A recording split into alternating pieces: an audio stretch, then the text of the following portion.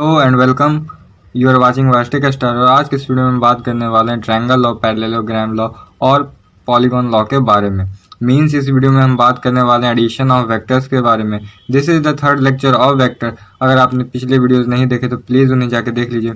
तो चलिए इस वीडियो को शुरू करते हैं। वीडियो शुरू करने से पहले चैनल सब्सक्राइब नहीं किया तो प्लीज़ कर लीजिए और बेल नोटिफिकेशन को भी ऑन कर लीजिए। तो चलिए शुरू करते हैं इस वीडियो को। तो देखिए आज हम शुरू करें ट्रायंगल लॉ के साथ। तो ट्रायंगल लॉ का स्टेटमेंट आपके स्क्रीन पर है, आप इसे एक बार पढ़ लेते हैं। चलिए इसे एक बार पढ़ लेते हैं। When two vectors of same type कहने का मतलब है दोनों एक ही जैसे होना चाहिए। मतलब एक डिस्प्लेसमेंट वेक्टर है तो दूसरा भी डिस्प्लेसमेंट वेक्टर होना चाहिए, एक वेलोसिटी वेक्टर है तो दूसरा भी वेलोसिटी वेक्टर होना चाहिए। Are represented in magnitude and direction by the two sides of a triangle. उसे साइड्स ऑफ ट्रायंगल की तरफ से हमें दिखाना होगा। Taken in a certain order, ठीक है। Then the resultant is represented in magnitude and direction by the third side of a triangle taken in opposite order, ठीक है। तो जो थर्ड साइड होगा वो रिजल्टेंट होगा। अब ये क्या लिखा हुआ है इसे अगर आपको समझाया जाए तो चलिए शुरू करते हैं। तो देखिए शुरू करते हैं। तो माना कि एक ब्लॉक है, ठीक है। इस पे दो फोर्स लग रहे हैं, ए वेक्टर और बी वेक्टर, ठीक है। ए वेक्टर और बी वेक्टर, और हमें निकालना है कि इसका रिजल्टेंट क्या होगा। इन दोनों वेक्टर्स का रिजल्टेंट आखिर कहाँ जाएगा। तो देखिए ए वेक्टर ये हो गया ए वेक्टर, और बी वेक्टर ये हो गया, ठीक है। अब हमें इसे साइड्स ऑफ ट्रायंगल के रूप में बनाना है। तो साइड्स ऑफ ट्रायंगल बनाना है, बट किस तरीके से, एक सर्टेन ऑर्डर में, ठीक है ना। सर्टेन ऑर्डर मतलब आपको इसे का पोजीशन करना होगा, हेड टेल पोजीशन में से लाना होगा। तो चलिए इसे हेड टेल पोजीशन पे ले आए। तो ये हो गया ए वेक्टर और ये हो गया वी वेक्टर, ठीक है। और इसका ऑर्डर क्या है, हेड के बाद टेल। तो ये हेड टेल ऑर्डर में है। तो ये साइड ऑफ टू ट्रायंगल में, और इसका जो थर्ड साइड होगा ट्रायंगल का, that is this side will be the resultant of A and B. हम इसे आर कह देते हैं। तो ये R vector A and B vector का रिजल्टेंट है। और इसे स्टेटमेंट में देखा जाए तो ए और बी दो वेक्टर्स है सेम टाइप के, है ना। और ये हेड टेल पोजीशन में है, ऑर्डर में है। और ये जिसका ऑर्डर क्या है, दूसरा ऑर्डर है। हेड के बाद टेल आना चाहिए तो हेड आ रहा है, टेल के पहले हेड आना चाहिए तो यहाँ पर टेल आ रहा है। तो अपोजिट ऑर्डर में है तो रिजल्टेंट है। तो हम क्या कह सकते हैं, आर वेक्टर जो है वो रिजल्टेंट है A vector plus B vector का। इतना समझ में आया। अब इसको एक एग्जाम्पल के रूप में समझ लेते हैं जिससे कि आपको बहुत ही अच्छे से समझ में आ जाएगा ट्रायंगल लॉ। तो इससे हम लोग अब मान लिया कि पी वेक्टर है और एक क्यू वेक्टर है। पी वेक्टर है, क्यू वेक्टर है, ये डिस्प्लेसमेंट है। मतलब एक आदमी को एग्जांपल ले लेते हैं कि एक आदमी पी वेक्टर, ठीक है ना, पी डिस्प्लेसमेंट ट्रैवल करता है। उसके बाद वो पी पे रुक गया और उसने फिर क्यू डिस्प्लेसमेंट लिया। तो फाइनली वो कहाँ से पहुंचा, यहाँ से यहाँ तक। ये क्या हो गया उसका resultant, and that is equal to P plus Q, ठीक है। तो ये पी वेक्टर था, यहाँ से वो आदमी यहाँ तक पहुंचा। उसके बाद उसने क्यू डिस्प्लेसमेंट ट्रेवल किया और उसके बाद रिजल्टेंट वेक्टर कहाँ से होगा, इनिशियल। इसे कह देते हैं हम इनिशियल पॉइंट। इनिशियल से फाइनली वो यहाँ पे पहुंचा, तो इनिशियल से फाइनल तक का डिस्प्लेसमेंट क्या होगा, ये। तो ये इन दोनों वेक्टर्स का एडिशन हो गया। समझ में आ गया। तो आगे बढ़ते हैं। अब ट्रायंगल लॉ का एप्लीकेशन, ठीक है। एप्लीकेशन क्या होता है, तो इसका पहला एप्लीकेशन ये होता है कि to find the resultant vector, to find the resultant vector, ठीक है। इसका यूज हम करते हैं रिजल्टेंट वेक्टर को फाइंड करने में। तो चलिए इसे देखते हैं कैसे होगा। तो जैसे देखिए एग्जांपल के लिए, अगर ये पी वेक्टर है, ये क्यू वेक्टर है और ये आर वेक्टर है, तो इन तीन वेक्टर्स में रिजल्टेंट वेक्टर कौन होगा, है ना। तो देखिए ऑर्डर किसका सेम है, हेड के बाद टेल और यहाँ पर। तो means R vector is the resultant of P vector plus Q vector. एक और एग्जांपल ले लेते हैं। If it is M vector and it is Z vector and it is N vector, तो इस बार रिजल्टेंट वेक्टर कौन है। तो देखिए एम वेक्टर के बाद टेल आ रहा, तो एम प्लस एन होगा, और ये जेड अपोजिट ऑर्डर में भी है। तो M vector plus N vector is equal to Z vector, ठीक है। तो अब ट्रायंगल लॉ के बाद हम लोग देख लेते हैं पॉलीगॉन लॉ के बारे में। ये भी ट्रायंगल लॉ के जैसा है, लेकिन डिफरेंस क्या है कि ये ट्रायंगल लॉ आपके टू वेक्टर्स के लिए है ना, ये 2 वेक्टर्स के लिए होता है। और पहले पॉलीगॉन लॉ में काफ़ी सारे वेक्टर्स होंगे और ट्रायंगल लॉ के ही जैसा उससे हम एक पॉलीगॉन बनाएंगे जिसका लास्ट साइड उसका रिजल्टेंट होगा। तो चलिए इस पर एक एग्जांपल देख लेते हैं। तो देखिए कई सारे वेक्टर्स ले लेते हैं हम लोग, ठीक है। इस तरीके से काफ़ी सारे वेक्टर हैं, नेमिंग कर देते हैं A vector, B vector, C vector and D vector, ठीक है। A vector, B vector, C vector और डी वेक्टर। तो ये वेक्टर हो गया। तो और वो भी एक ऑर्डर में, हेड के बाद tail, head tail, head tail position में। तो इसका जो लास्ट साइड होगा पॉलीगॉन का, ये भी कंप्लीट पॉलीगॉन नहीं है, इस पॉलीगॉन को जब कंप्लीट करेंगे जो लास्ट साइड होगा इसका वो होगा रिजल्टेंट, वो भी अपोजिट ऑर्डर में। मीन्स कि सब जा रहे हैं हेड टेल, हेड के बाद टेल, और वो होगा अपोजिट ऑर्डर में, ठीक है। इसे हम लोग ई वेक्टर कर देते हैं। तो ई वेक्टर क्या होगा, resultant vector of A vector, B vector, C vector. E vector का को हम लोग क्या लिख सकते हैं, A vector plus B vector plus C vector और डी वेक्टर। कैसे, तो इन दोनों में ट्रायंगल लॉ लगा लेंगे। तो इन दोनों में ट्रायंगल लॉ लगाएंगे तो ये वेक्टर कितना का आएगा, ए प्लस बी वेक्टर आएगा। सिमिलरली ए प्लस बी वेक्टर, उसके बाद ये वेक्टर कितना आ जाएगा, A plus B plus C vector, और इन ए प्लस बी प्लस डी आ जाएगा। बहुत आसान है। चलिए इस पर एक एग्जांपल देखते हैं जिसमें हम लोग देखेंगे रिजल्टेंट वेक्टर निकालने के लिए और पॉलीगॉन लॉ के बारे में भी देखेंगे। तो चलिए देखते हैं। तो देखिए अब क्वेश्चन एक कर लेते हैं। If it is M vector, it is n vector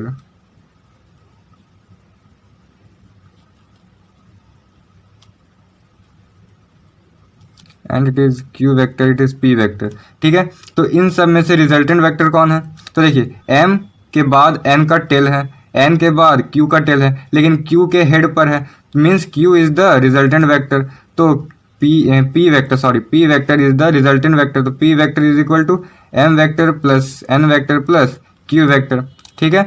तो ये था पॉलीगॉन लॉ और ट्रायंगल लॉ। अब हम लोग देख लेते हैं बहुत ही इंपॉर्टेंट पैरेललोग्राम लॉ। तो चलिए पहले पैरेललोग्राम लॉ को शुरू करते हैं। तो चलिए देख लेते हैं पैरेललोग्राम लॉ को। अगर आपको ये वीडियो अच्छा लग रहा है तो प्लीज़ इस वीडियो को लाइक कर दीजिए।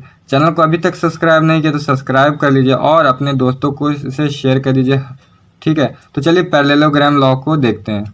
तो पैरेललोग्राम लॉ का स्टेटमेंट आप देख लीजिए क्या है। If two vectors of same type, उसी तरीके से सेम टाइप मतलब दोनों डिस्प्लेसमेंट वेक्टर्स हो सकते हैं, दोनों वेलोसिटी वेक्टर्स हो सकते हैं, एक्टिंग साइमल्टेनियसली मतलब एक साथ एक्ट हो रहे होंगे किसी पॉइंट पर, रिप्रेजेंटेड मैग्नीट्यूड एंड डायरेक्शन।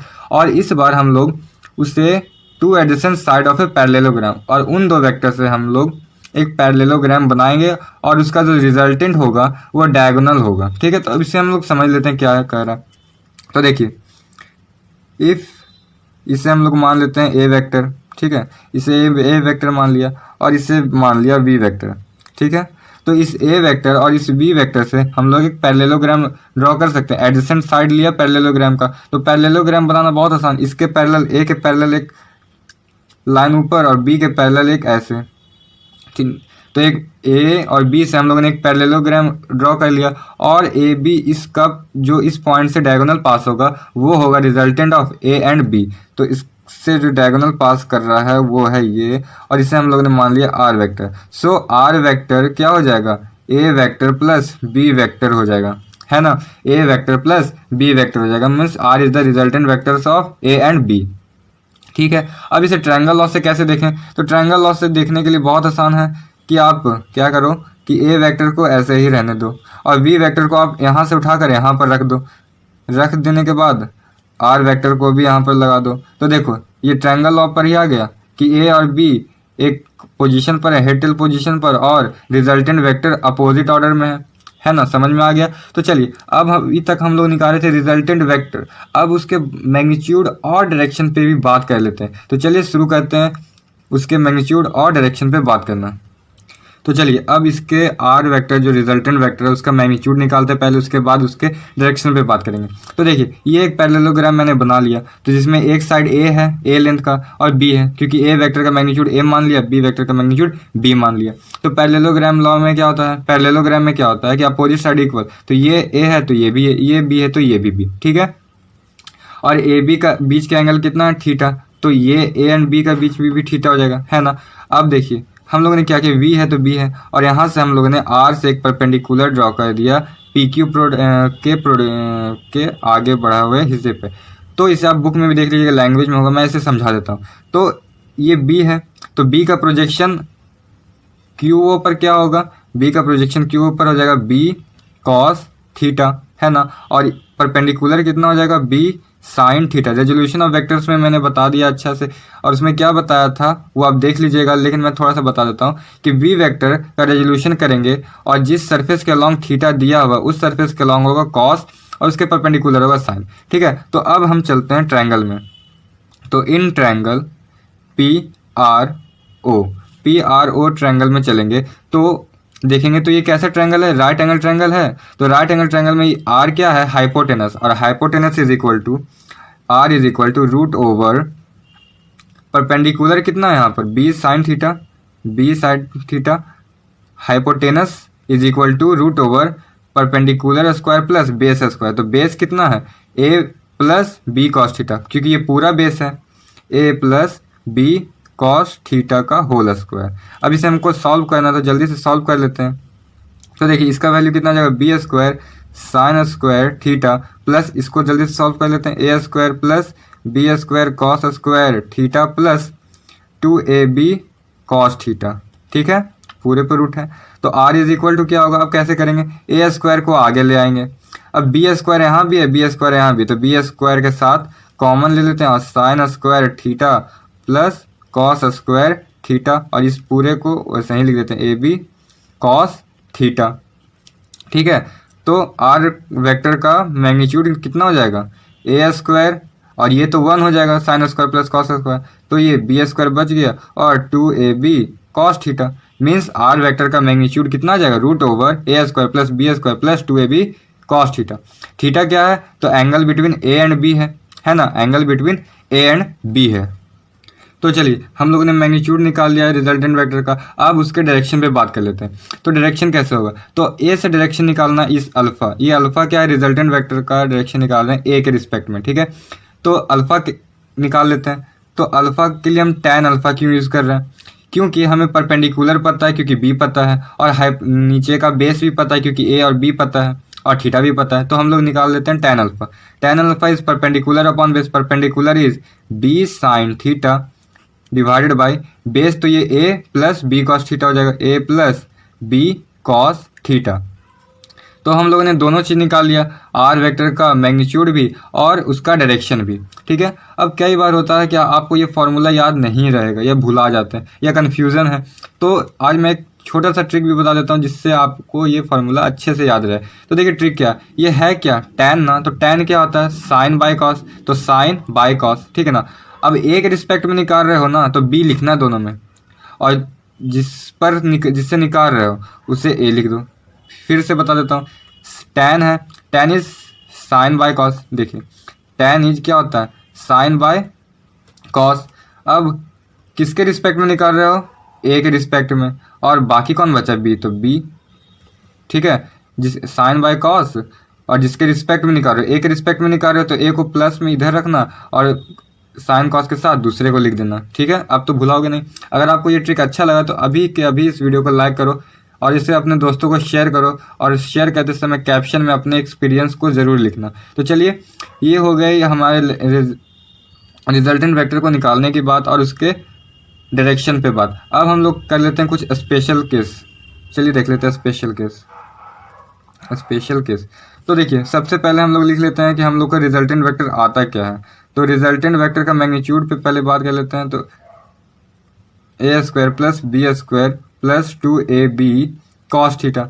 अब ए बी है तो ए बी पी क्यू रहेगा, तो पी क्यू, ठीक है ना। तो चलिए देखते हैं। पहला केस है कि जब दो वेक्टर एक ही डायरेक्शन में हो, मीन्स ए वेक्टर भी इस डायरेक्शन में हो और बी वेक्टर भी इसी डायरेक्शन में होगा, तब रिजल्टेंट क्या होगा। तो देखिए रिजल्टेंट उस समय बहुत आसान होगा, कॉमन सेंस भी है कि दो आदमी एक ही डायरेक्शन में खींच रहे हैं तो डायरेक्टली ऐड हो जाएगा। तो रिजल्टेंट वेक्टर का मैग्नीट्यूड कितना हो जाएगा, ए प्लस बी, और इसे फॉर्मूला से देखेंगे तो क्या होगा, ए बी का एंगल कितना आ जाएगा, 0, कॉस 0 का वैल्यू 1, और 1 हो जाने पर इसका फॉर्म क्या हो जाएगा, A square plus B square plus 2ab। तो इससे हम लोग क्या लिख सकते हैं, ए प्लस बी का whole square, means A plus B, है ना। तो ये एक केस हुआ, मीन्स दो वेक्टर सेम डायरेक्शन में है तो सिमिलरली ऐड कर दो, सिंपली ऐड कर दो। अब उसी का उल्टा केस, ए वेक्टर इस डायरेक्शन में है, बी वेक्टर इस डायरेक्शन में है, तो दोनों अपोजिट हैं तो सब्ट्रैक्ट होगा। तो आर वेक्टर का इस बार मैग्नीट्यूड कितना आ जाएगा, इफ़ ए एंड बी का रिजल्टेंट आर होगा तो आर वेक्टर का मैग्नीट्यूड हो जाएगा ए माइनस बी। अब देखो मैग्नीट्यूड कभी निगेटिव नहीं होता, अब ए माइनस बी पॉजिटिव हो या निगेटिव हो ये कैसे पता चलेगा। तो ए तो यहाँ दिख रहा है मैग्नीट्यूड में बड़ा, लेकिन कौन बड़ा ये नहीं पता, इसलिए हम लोग लगा देंगे मॉड। अब देखो फॉर्मूला से भी रख के देखेंगे तो यहाँ पर 180 बन रहा है और ये यहाँ पर 180 बन रहा है, तो ये कितना आ जाएगा, कॉस 180 का वैल्यू -1 होगा। तो ये कैसा हो जाएगा, ए स्क्वायर, सॉरी अगर कट रहा हुआ तो A square plus B square minus 2ab हो जाएगा। और इसे हम लोग क्या लिख देंगे, root over A minus B का whole square is equal to A minus B. अब ए माइनस बी पॉजिटिव होगा या नेगेटिव, इसलिए हम लोग लगा देते हैं मॉड। मीन्स कि दो वेक्टर्स जब सेम डायरेक्शन में होंगे तो ऐड होंगे और अपोजिट डायरेक्शन में होंगे तो सब्ट्रैक्ट होंगे। अब बात कर लेते हैं जब वो दोनों परपेंडिकुलर होंगे। चलिए अब हम लोग देख लेते हैं जब दो वेक्टर्स परपेंडिकुलर होंगे। तो देखिए दो वेक्टर्स परपेंडिकुलर होंगे तो उनके बीच का एंगल कितना होगा, 90 डिग्री, है ना। तो cos 90 का वैल्यू कितना होता है, cos 90 का वैल्यू कितना होता है, 0, है ना। तो cos 90 का वैल्यू 0 हो जाएगा तो क्या हो जाएगा, आर का magnitude A square plus B square plus ये 0 हो जाएगा, cos ये 0 हो जाएगा तो ये भी टर्म 0 हो जाएगा तो 0। तो आर वेक्टर का मैग्नीट्यूड कितना हो जाएगा, A square plus B square का रूट। अब ऐसे भी समझ सकते हो कि इन दोनों का मैग्नीट्यूड कहाँ पर आएगा, इनके बीच ही में आएगा। और बी वेक्टर को अगर हम अच्छे से बना लूँगा, ठीक है ना, और बी वेक्टर को अगर हम शिफ्ट करेंगे तो ये एक राइट एंगल ट्रायंगल बनाएगा, है ना। ये ए वेक्टर पूरा है तो ये राइट एंगल ट्रायंगल बनाएगा और हाइपोटेनस इज इक्वल टू ये बी ये ए, तो root over A square plus B square. मैंने हर तरीके से आपको बता दिया, ठीक है। अब बात कर लेते हैं एक और इम्पॉर्टेंट चीज़ के बारे में, and that is maximum and minimum resultant. Maximum और मिनिमम रिजल्टेंट, कब हमें मैक्सिमम रिजल्टेंट मिलेगा और कब हमें मिनिमम रिजल्टेंट मिलेगा। इसके लिए पहले हम लोग रिजल्टेंट का लिख लेते formula, A square plus B square plus 2ab cos theta, ठीक है। अब देखते हैं, देखिए ए कभी ए स्क्वायर तो निगेटिव नहीं होगा क्योंकि ए मैग्नीट्यूड है, मैग्नीट्यूड ऑलवेज पॉजिटिव होगा, मैग्नीट्यूड का स्क्वायर पॉजिटिव, ये भी पॉजिटिव, 2ab भी पॉजिटिव। मीन्स कॉस के थीटा पर डिपेंड करता है कि क्या होगा, थीटा और थीटा के बाद कॉस, मीन्स कॉस थीटा का वैल्यू क्या आएगा। तो एंगल कितना से कितना के बीच में होगा, तो 0 से 180 के बीच में होता है एंगल, है ना। हम लोगों ने पहले वीडियो में बात कर लिया था। तो देखिए अब हम कॉस का ग्राफ ड्रॉ करने वाले हैं, कॉस का ग्राफ ड्रॉ करने वाले हैं 0 से 180। तो कॉस का ग्राफ ऐसा होता है, ठीक है। ये पॉइंट होता है 1 और ये जो लास्ट पॉइंट होता है वो -1 होता है। This is 0 degree, this is 90 degree और ये जो हुआ 180 डिग्री हुआ, ठीक है। ये हुआ 180 डिग्री। तो देखिए कॉस का वैल्यू जितना ज़्यादा होगा रिजल्टेंट उतना ज़्यादा होगा, है ना। कॉस का वैल्यू जितना ज़्यादा होगा रिजल्टेंट उतना ज़्यादा होगा। तो कॉस का वैल्यू कब सबसे ज़्यादा है, 0 पर, 1 है लेकिन कितना डिग्री पर, 0 पर। और कॉस का वैल्यू सबसे कम कब है, 180 डिग्री पर, है ना। कॉस का वैल्यू सबसे कम कब है, 180 डिग्री पर। तो सबसे पहले देख लेते हैं 0 डिग्री पर क्या होगा, जब ए और बी दोनों एक ही डायरेक्शन में होगा तभी ना मैक्सिमम होगा। तो आर का मैक्सिमम वैल्यू कितना आ जाएगा, ए प्लस बी। और मिनिमम कब होगा, जब ए और बी के बीच का एंगल 180 हो, मीन्स इस टाइप का वेक्टर होगा, है ना। तो इस कंडीशन में हमें मिनिमम रिजल्टेंट मिलेगा। तो रिजल्टेंट का रेंज अगर देखा जाए तो कितना होगा, तो मैक्सिमम हो सकता है आपका ए प्लस बी या उससे कम, और कम से कम हो सकता है ए माइनस बी का मॉड। मॉड इसलिए क्योंकि पॉजिटिव होगा मैग्नीट्यूड, तो इतना के बराबर होगा या इससे ज़्यादा होगा, लेकिन ए प्लस बी से छोटा या इससे बराबर होगा। तो ये हो गया रेंज। ये क्वेश्चन में आ भी सकता, जैसे कि बहुत सारे क्वेश्चन हो सकते हैं इस पर। जैसे में देखिए अगर एग्जाम क्वेश्चन के लिए कि दो वेक्टर्स दिए हुए हैं, एक है 20 न्यूटन और दूसरा है 5 न्यूटन का, और आपसे पूछा है कि if 2 vectors are acting on a body that is this 2 vectors, है ना, तो then which will be the resultant. तो कौन रिजल्टेंट हो सकता है, ऑप्शन आपके सामने है, दे रहा हूँ अभी। तो देखिए ऑप्शन क्या है, 0, 10, 15 और 25। तो देखिए इसका मैक्सिमम वैल्यू 25 होगा, तो ये हो सकता है। और इसका मिनिमम वैल्यू कितना हो जाएगा, मिनिमम वैल्यू 15 हो जाएगा, तो 15 भी हो सकता है ना। और 10 कभी नहीं होगा और 0 भी कभी नहीं होगा। तो ये दोनों हो सकता है, क्योंकि इसका जो रिजल्टेंट आएगा उसका मैक्सिमम वैल्यू कितना आएगा 25, और मिनिमम वैल्यू इन दोनों का सब्ट्रैक्शन 15। तो आर का वैल्यू 15 से 25 के बीच में होगा, तो ये हो जाएगा 15 और 25 हो जाएगा, दोनों इसके आंसर हो जाएंगे। ठीक है, तो अब आगे देखते हैं। अब हम कुछ करेंगे क्वेश्चन रिजल्टेंट ऑफ वेक्टर्स के बारे में। तो चलिए उस क्वेश्चन को बहुत ध्यान से देखिएगा, क्योंकि उसमें हम दो चीज़ का यूज़ करेंगे, दो मेथड बताया जाएगा। एक तो आपका रिजल्टेंट का सेम फार्मूला, और दूसरे तरीके से हम लोग उसे सॉल्व करेंगे, वो होगा रिजोल्यूशन ऑफ वेक्टर। तो चलिए अब कुछ क्वेश्चन कर लेते हैं। तो चलिए ये है क्वेश्चन हमारा, क्या है कि एक वेक्टर है, इसे हम लोग पी वेक्टर कर देते हैं। पी वेक्टर है जो 10 न्यूटन का है, और क्यू वेक्टर है जो भी 10 न्यूटन का है, और उन दोनों के बीच का एंगल है 120। तो चलिए बताइए इसका रिजल्टेंट वेक्टर का मैग्नीट्यूड क्या होगा और उसका डायरेक्शन क्या होगा। वीडियो को पॉज करके इसे बनाइए। चलिए अगर आपने इसे बना लिया, तो मान लिया कि पी और क्यू का रिजल्टेंट होगा आर वेक्टर। ठीक है, R vector is the resultant. तो आर वेक्टर का अगर आपने आंसर निकाल लिया होगा, तो उसका मैग्नीट्यूड आएगा 10 न्यूटन, और उसका डायरेक्शन आएगा 60 डिग्री विथ पी।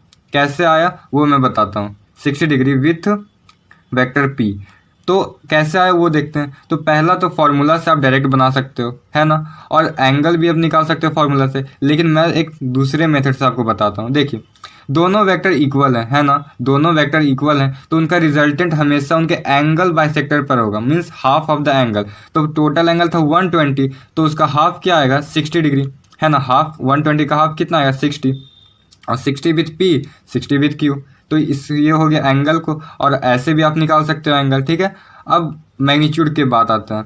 तो मैग्नीट्यूड आप कैसे निकाल सकते हो, तो आर वेक्टर का मैग्नीट्यूड कितना हो जाएगा P square plus Q square, that is 100 plus 100 plus 2 into P into Q कितना हो जाएगा 100, और कॉस 120। तो R is equal to 100 100 200 plus 200, और कॉस 120 का वैल्यू होता है -1/2, -1/2। तो 2 से ये 200 कितना बार में कट गया 100 बार में। तो आर इज इक्वल टू 200, अब ये माइनस आ गया -100 हो जाएगा। So R is equal to √100, and that is equal to 10 newton. अब एक और तरीका है, वो मैं बता देता हूँ, आप सॉल्व करके देखिएगा आंसर आता है या नहीं।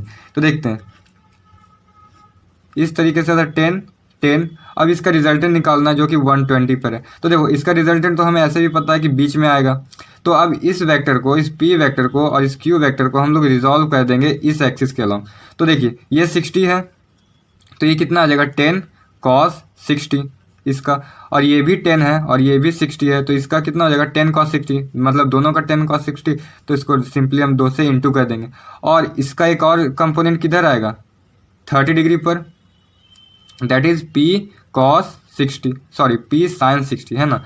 एक cos तो दूसरा sin, और इस क्यू वेक्टर का भी एक 30 पे आएगा, कितना आएगा 10, ये 60 था तो sin 60। अब देखिए ये वेक्टर और ये वेक्टर तो सेम है, तो ये दोनों एक दूसरे को कैंसिल कर देगा, अपोजिट वेक्टर इक्वल रहेगा। तो फाइनली कितना आ जाएगा, तो 10 cos 60 इंटू 2 कर लेंगे। सो 2 इंटू 10 इंटू cos 60 का वैल्यू 1/2, तो 2 से 2 कैंसिल हो गया, and that is equal to 10 newton. ठीक है, सिमिलरली आप एंगल भी निकाल सकते हो।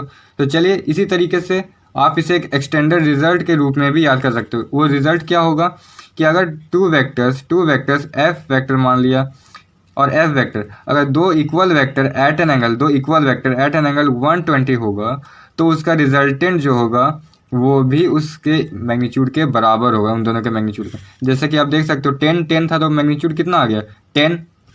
उसी तरीके से एफ रहेगा तो मैग्नीट्यूड कितना आ जाएगा एफ। तो चलिए एक और क्वेश्चन कर लेते हैं। चलिए इस क्वेश्चन को अब आप सॉल्व करिए।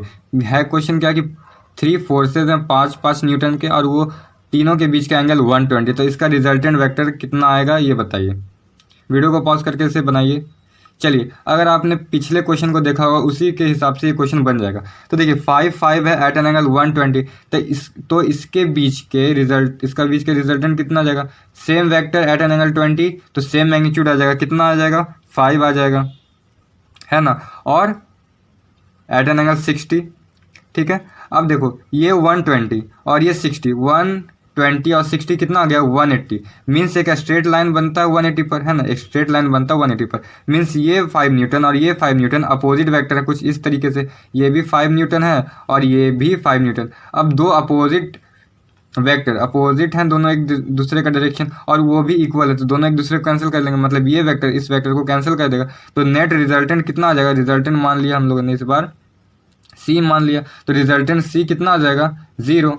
ठीक है, तो ये था ये क्वेश्चन। अब चलिए एक और क्वेश्चन देख लेते हैं। तो ये क्वेश्चन बहुत ही ज़रूरी है, अगर आप अच्छे से किसी क्वेश्चन को जल्दी से जल्दी बनाना चाहते हो तो इस क्वेश्चन को भी बनाना। तो ये एफ वेक्टर है, ये एफ वेक्टर है एट एन एंगल थीटा है, और इसे आप एक्सटेंडेड रिजल्ट के रूप में भी याद में रख सकते हो। तो चलिए इसके बीच का रिजल्टेंट बताइए, वीडियो को पॉज करिए और बनाइए।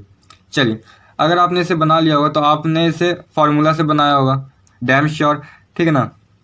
तो चलिए इस बार एफ नहीं आ सकता, आ भी सकता, थीटा को क्या पता, थीटा अगर 120 आएगा तो एफ आएगा, लेकिन थीटा ज़रूरी नहीं ना एफ 120 हो। तो चलिए इससे हम लोग, लेकिन ये पता है कि वो थीटा बाई 2 पे आएगा, क्योंकि वेक्टर इक्वल है, वेक्टर्स आर इक्वल, तो एंगल का हाफ आएगा।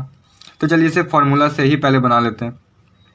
तो आर वेक्टर का मैग्नीट्यूड मान लेते हैं, कितना आएगा √f² plus f² plus 2f into F करेंगे, कितना आ जाएगा f², और कॉस एंगल बिटवीन वेक्टर्स कितना है थीटा, तो आर का मैग्नीट्यूड कितना आ जाएगा f² 2f² plus 2f² cos theta. अब क्या करेंगे कि हम लोग 2f² कॉमन ले लेंगे, तो 2f² कॉमन लिया तो बचा 1 प्लस कॉस थीटा का रूट। अब इसको बाहर ले लेंगे तो कितना आ जाएगा √2f is equal two into 1 plus cos theta. ये भी आपका सही है, लेकिन इसे और सिंपल बनाया जा सकता है। कैसे, तो 1 प्लस कॉस थीटा क्या होता है, 1 प्लस कॉस थीटा होता है, रूट में ये रहेगा, है ना, क्योंकि ये यही सिर्फ रूट में निकला। तो इससे आप लिख सकते हैं 1 plus cos theta is equal to 1 plus cos theta is equal to 2 cos square theta by 2। ठीक है, 1 plus cos theta is equal to 2 cos square theta by 2। तो इतना को हम लिख सकते हैं क्या, 2 कॉस स्क्वायर थीटा बाई 2। तो क्या होगा √2f, ये भी 2 बाहर आएगा तो √2 मिलेगा, और ये कॉस स्क्वायर थीटा बाई 2 को क्या लिख सकते हैं cos theta by 2, √2 2f cos theta by 2। ये था काफ़ी लंबा मेथड। इसे शॉर्ट में कैसे बनाया जाए, तो उसका भी एक मेथड है, एफ और एफ, रिजोल्यूशन ऑफ वेक्टर्स को आप यूज़ करो, क्वेश्चन को बहुत ही जल्दी बना लोगे। तो चलिए हमें पता है क्योंकि वेक्टर इक्वल है और ये एंगल है थीटा, तो थीटा बाई 2 पर ही हमारा रिजल्टेंट वेक्टर होगा। तो इस वेक्टर को रिजॉल्व करेंगे इधर, तो किधर कितना आएगा एफ कॉस थीटा बाई 2। इसे रिजॉल्व करेंगे तो भी कितना आएगा एफ कॉस थीटा बाई 2। इसका एक कंपोनेंट इधर भी होगा, ठीक इसके परपेंडिकुलर, है ना, that is equal to F sine theta by 2। इसका भी एक कंपोनेंट होगा जो इसके परपेंडिकुलर होगा, and that is also equal to F sine theta by 2। अब देखो F sine theta by 2 F sine theta by 2 एक दूसरे को कैंसिल कर लेगा, तो रिजल्टेंट यही बाकी बचा। तो आर वेक्टर का मैग्नीट्यूड कितना आ जाएगा, इन दोनों का सम, तो 2f कॉस थीटा बाय 2। क्यों, क्योंकि दोनों सेम थे तो इसलिए हम लोग 2 से मल्टीप्लाई। इस मेथड को यूज़ करो या इस मेथड से, आंसर सेम आएगा और डायरेक्शन क्या आ जाएगा थीटा बाई 2। ठीक है, तो अगर आपको ये वीडियो अच्छा लगा, वीडियो का कंटेंट अच्छा लगा, आपको समझ में आया सब कुछ, तो इस वीडियो को लाइक कर लो, चैनल को सब्सक्राइब करने के बाद बेल नोटिफिकेशन जो है उसे भी ऑन कर लेना, अपने दोस्तों को शेयर भी कर देना विथ अपने एक्सपीरियंस, ठीक है ना। जो भी आपको अच्छा लगा इस वीडियो के बारे में उसके साथ उसे शेयर करना, कमेंट लिखना मत भूलना। अगले वीडियो में हम देखेंगे सब्ट्रैक्शन ऑफ वेक्टर और डिस्प्लेसमेंट वेक्टर और पोजीशन वेक्टर। तो चलिए अगले वीडियो में मिलेंगे। Thank you for watching.